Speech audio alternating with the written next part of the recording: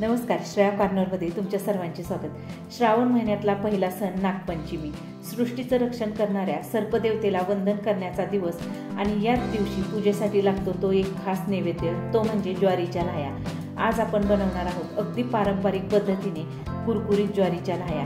ह्या लाह्या बनवायला खूप सोप्या आहेत। चला तर मग श्रावण महिन्यात या पावसाळी वातावरणात ज्वारीच्या अगदी कुरकुरीत आणि ज्याप्रमाणे आपली आजी आणि आई बनवते तशा प्रकारे ह्या लाह्या कशा बनवायच्या त्यासाठी काही टिप्स देखील आहेत आणि स्टेप बाय स्टेप ह्या लाह्या कशा बनवायच्या त्यासाठी कुठले साहित्य लागते आणि कोणत्या पद्धतीची ज्वारी या ठिकाणी आपण वापरणार आहोत हे सविस्तर पाहणार आहोत। रेसिपीला आपण सुरुवात करूया। सुरुवातीला आपण या ठिकाणी 2 कप गरम पाणी घेतलेले आहे आणि पाणी आपण चांगले गरम करून घ्यायचे आहे।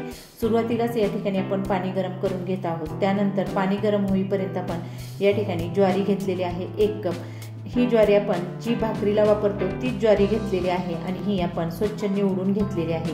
यामध्ये काही खडे असतात ते सर्व काढून घ्यायचे आहे आणि या कपाप्रमाणे आपण ज्वारी घेतलेली आहे त्याच कपाने आपण 2 कप पाणी घेतलेले आहे। म्हणजे ज्वारीच्या दुप्पट पाणी घालायचे आहे, म्हणजे ज्वारी मस्त अशी फुलली जाते। आणि गरम पाण्यामध्ये सर्व ज्वारी घालून आपण चांगले हे चमच्याने मिक्स करून घ्यायचे आहे, म्हणजे ज्वारी खाली राहिली जाते। ही ज्वारी आपण हलवून घेणार आहोत।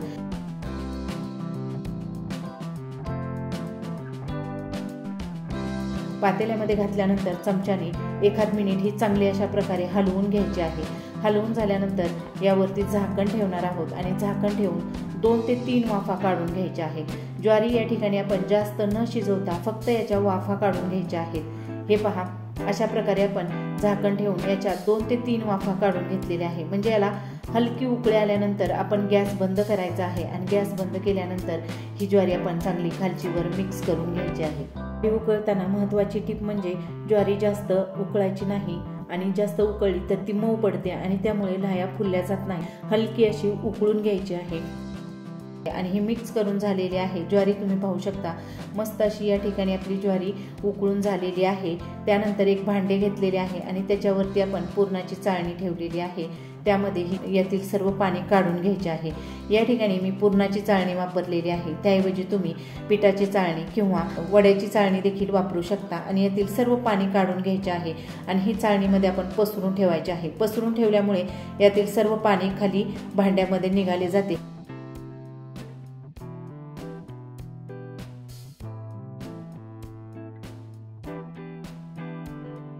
अशा प्रकारे यातील सर्व पाणी निथळून निघालेले आहे आणि नंतर ही चांगली आपण पुन्हा एकदा मिक्स करून घ्यायची आहे, म्हणजे राहिलेले थोडेफार पाणी देखील निघाले जाते।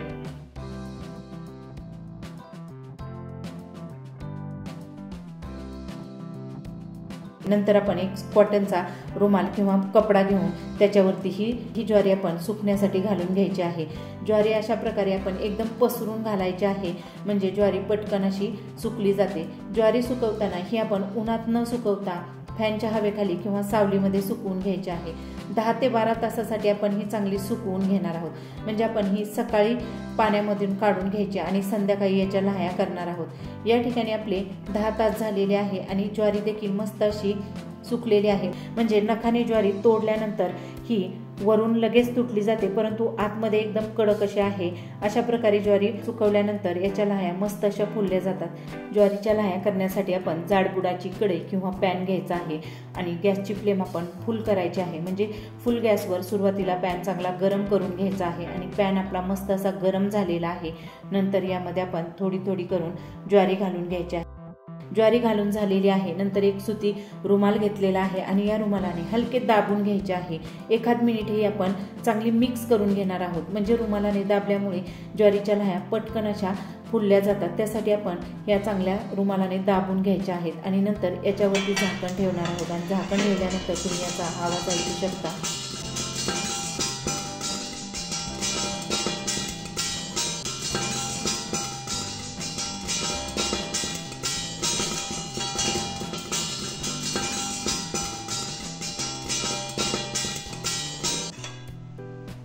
गॅस आपण मीडियम ठेवला आणि मीडियम गॅसवर या लाह्या मस्त अशा तयार झालेल्या आहेत। जास्त वेळ पॅनमध्ये न ठेवता आपण काढून घेणार आहोत। जास्त वेळ पॅनमध्ये ठेवल्या तर ह्या करपतात, त्यासाठी आपण ह्या पटकन काढून घ्यायच्या आहे। अशाच आपण सर्व लाह्या या ठिकाणी तयार करून घेतलेल्या आहे। ज्वारीपासून बनवलेल्या पारंपरिक लाह्या केवळ सणापुरत्याच मर्यादित नसून ह्या आपल्या आरोग्यासाठी देखील खूप उपयुक्त आहेत। या सोप्या पद्धतीने पारंपरिक पद्धतीने ज्वारीच्या लाह्या अगदी सहज तयार करू शकता। पारंपरिक पद्धतीने आणि सोप्या पद्धतीने आज आपण ह्या ज्वारीच्या लाह्या कशा बनवायच्या ते पाहिलेले आहेत। त्यासाठी काही महत्त्वाच्या टिप्स देखील या व्हिडिओमध्ये तुमच्याबरोबर मी शेअर केलेल्या आहेत। तुम्ही देखील अशा प्रकारे या नागपंचमीला ह्या लाह्या नक्की बनवून पहा। तुम्हाला जर आजची ही आपली रेसिपी आवडली असेल तर व्हिडिओला लाईक करा आणि तुमच्या मित्रमैत्रिणींबरोबर शेअर करा। तसेच नवनवीन रेसिपींसाठी श्रेया कॉर्नर या चॅनलला सबस्क्राईब करायला विसरू नका। रेसिपी पाहिल्याबद्दल धन्यवाद। पुन्हा भेटूया अशाच पारंपरिक आणि टेस्टी रेसिपींसोबत।